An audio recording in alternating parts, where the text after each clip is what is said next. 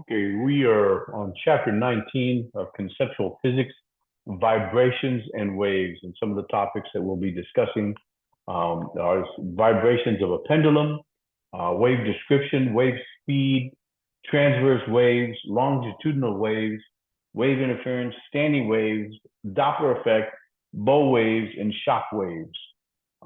So a vibration is a periodic wiggle in time. A periodic wiggle in both space and time is a wave.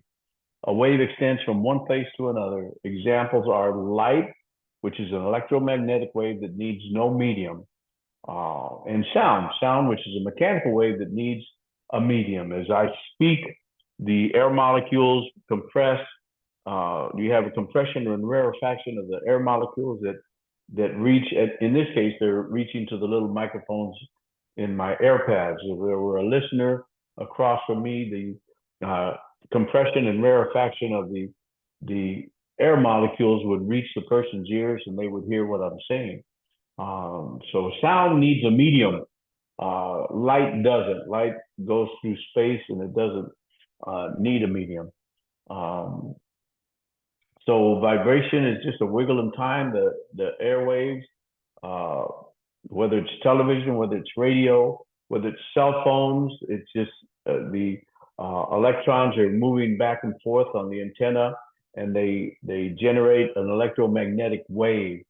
So a wave is a wiggle in space and time. So if we suspend a stone at the end of a piece of a string, we have a simple pendulum. I haven't dismissed uh, my image yet because I'm going to be talking and using my hands.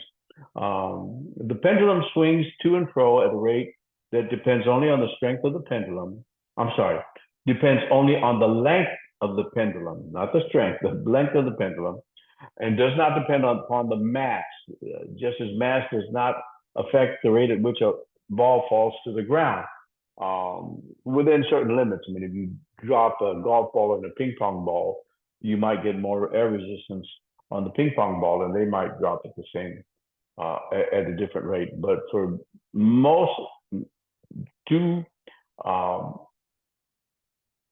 nearly not too disparate, not too different masses, they'll fall at the same time.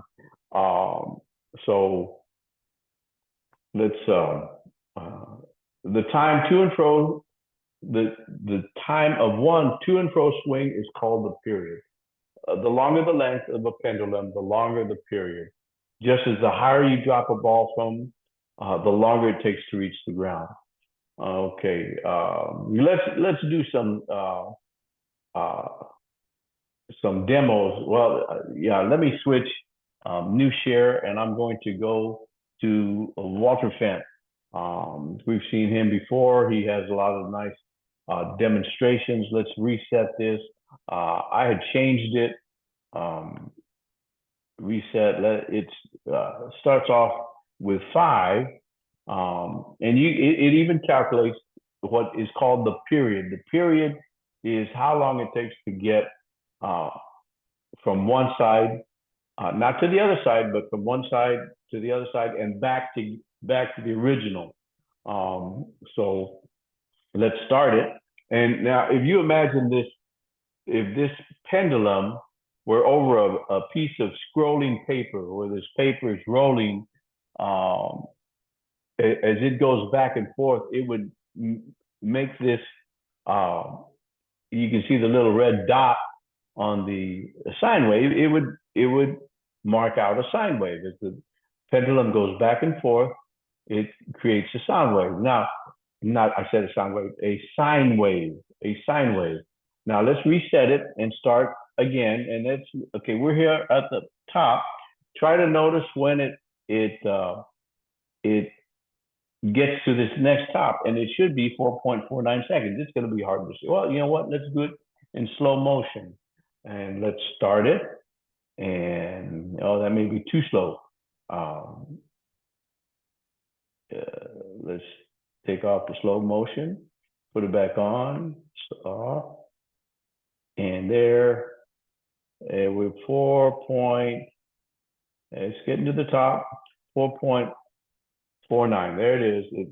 So one period is 4.49 seconds. Now let's increase the mass.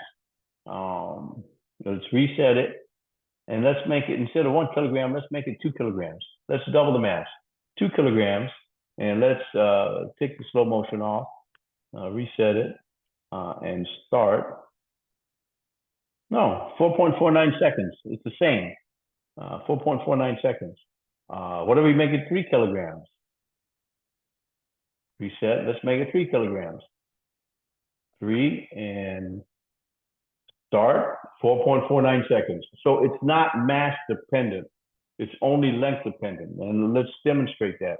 Right now it's 4.49. Let's reset and let's make it 10 meters.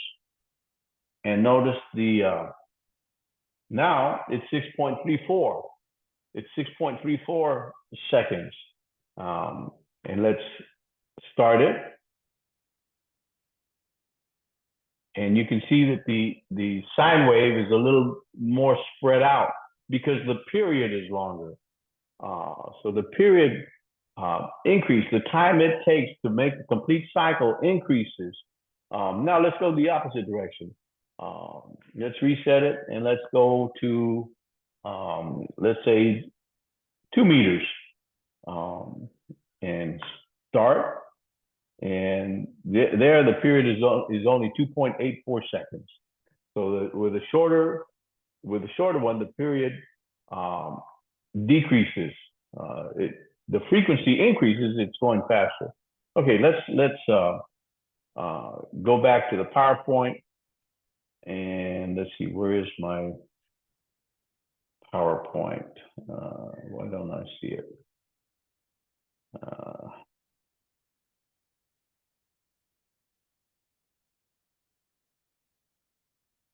Oh, here it is.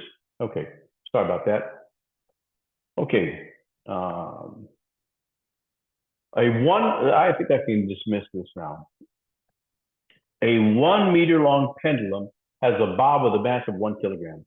Suppose that the bob is now replaced with a different bob with mass 2 kilograms. How will the period of the pendulum change? We just demonstrated that with the Walter Pent demonstration. It will remain the same because it's not mass dependent. It will remain the same. The period of a pendulum depends only on the length of the pendulum, not on the mass. So changing the mass will not change the period of the pendulum. Now, there is other things that enter into the calculation, and that's the gravitational acceleration. So actually, if you were to have a pendulum, let's say a 1 meter long pendulum at sea level, it might vary just a bit, measurably so, if you were on top of a mountain. And of course, if you were to take that same 1 meter pendulum on the moon, it would be much slower. Just the gravitational acceleration is 1/6. Okay. Let's see. A 1 meter long pendulum has a bob with a mass of 1 kilogram. Suppose that bob is now tied to a different string so that the length of the pendulum is now 2 meters. How will the period of the pendulum change? It will increase, it will decrease, it will remain the same. There's not enough information. Well, if you remember from the Walter Pent demonstration, we went with a 5 meter, we had a period of 4.49. When I made it 10 meters, when I doubled it, it was about 6.3 something. It increased. The period will increase. The frequency will decrease. We'll learn about that later. So it will increase. The period of a pendulum increases with the length of the pendulum. And that's the end of part 1. So we'll end right there. In meeting.